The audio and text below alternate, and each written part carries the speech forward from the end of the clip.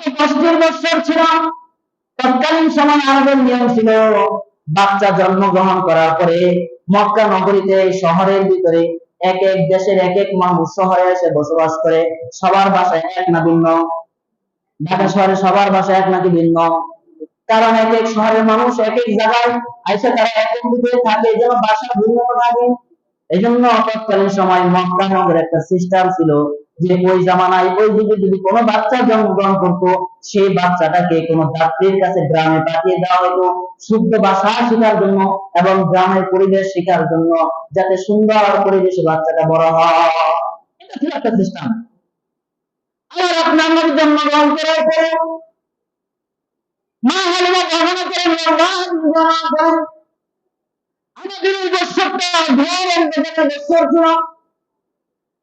আমরা ওই বছর আমাদের এলাকার কিছু মহিলারা আমরা সবাই একত্রিত হয়ে মক্কার উদ্দেশ্যে রওনা হই, যে আরো অনেকগুলো যাত্রী সহ আমি সহ আমার স্বামী সহ, আমার স্বামীর নাম, তার স্বামীর নাম হচ্ছে হারিস। আমরা সবাই একত্রিত হয়ে মক্কা নগরীর দিকে রওনা দিলাম। কিন্তু আমার যাত্রাটা ছিল জীর্ণকায় শীর্ণ, জীর্ণ শীর্ণ, একবারে শুকনা। সমস্ত যাত্রী মহিলারা সবাই একে একে করে মক্কা নগরীতে চলে গিয়েছে, কিন্তু আমি আমার স্বামী এই জীর্ণ শীর্ণ শুকনা যাত্রাটাকে নিয়ে মক্কা নগরীতে পৌঁছতে একটু সময় দেরি হয়ে যায়। আর যা দেখি কোনো বাচ্চা নাই, সবাই একজন একজন করে সমস্ত বাচ্চাগুলো নিয়ে নিছে। আমরা আরো দুঃখ পাইছিলাম, কষ্ট পাইছিলাম, কিন্তু একটা বাচ্চা ছাড়া, যে বাচ্চাটার বাবা পৃথিবীতে বেঁচে নাই।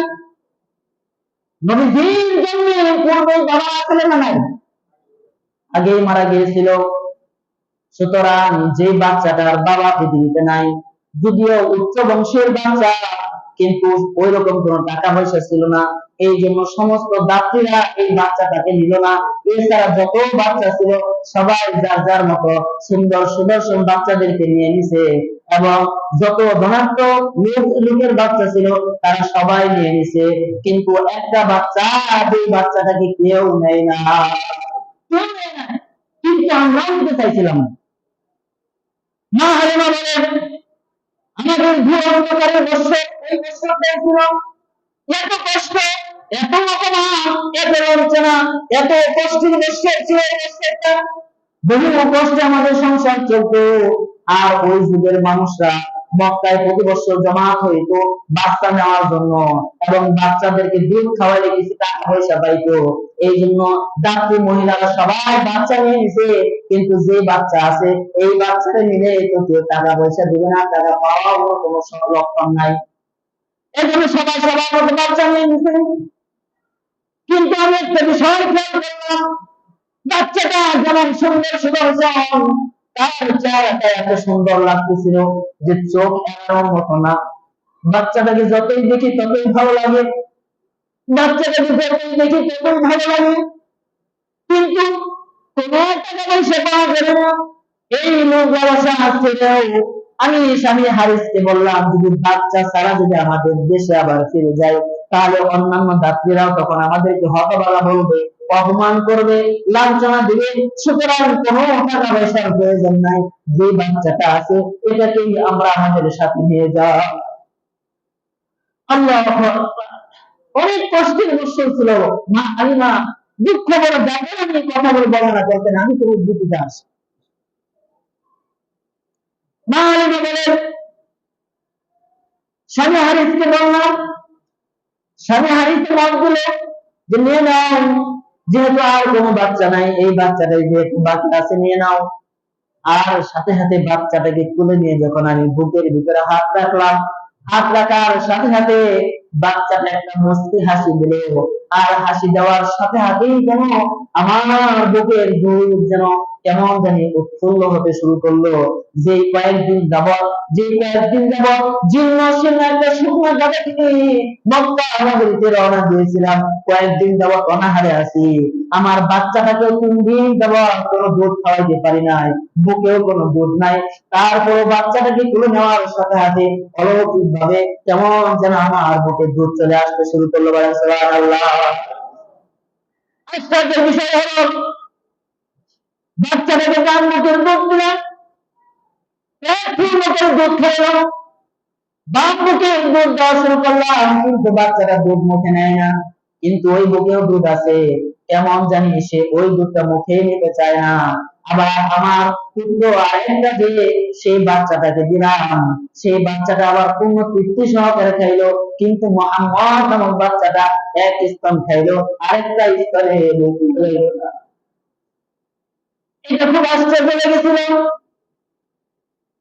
এরপরে বাচ্চাটাকে নিয়ে যখন কাফেলার কাছে আসলাম, কাফেলার কাছে এসে দেখি যে উটটা সাথে নিয়ে আসছিলাম, যে উটটা ইতিপূর্বে কয়েকদিন আমাদেরকে না খাওয়া রাখছে, দুধ দেয় নাই, এই অল্প কয়েক মিনিটের ভিতরে কাফেলার কাছে এসে দেখি সেই উটটাও দুধ উঠতে হয়ে গেছে। আমরা দুধ পানায় আসার পরে সুন্দর করে সমস্ত পরিবারের সবাই পেট ভরে সেই দিন দুধ খাইছিলাম। বলেন সুবহানাল্লাহ। মুহূর্তের ভিতরে আশ্চর্য ঘটনাগুলো ঘটতেছে। স্বামী আরিফ বলে, যাই বলো, আমার কাছে বাচ্চাটাকে অলৌকিক একটা নিদর্শন, বাচ্চাটাকে অলৌকিক ভাবে কিছু মনে হচ্ছে, মনে হচ্ছে এই বাচ্চাটার ভিতরে অন্য কোন নিদর্শন রয়েছে। সুতরাং এই বাচ্চাটাকে আল্লাহ হাবিব সাল্লাল্লাহু আলাইহি সাল্লাম কি বাচ্চাটাকে তখন ওই যে রওনা দিল যে চলো আর আমরা এখানে থাকার প্রয়োজন নাই, ওই দিন রাত্রিটা কোন রকম ছিল, সকালবেলা যখন রওনা হলো, সকালবেলা ঘুম থেকে ওইটা দেখে অন্যান্য যত যাত্রী মহিলা আছে সবাই যার যার বাচ্চা নিয়ে কাফেলা নিয়ে তাদের গন্তব্যস্থানে রওনা হয়ে গেছে।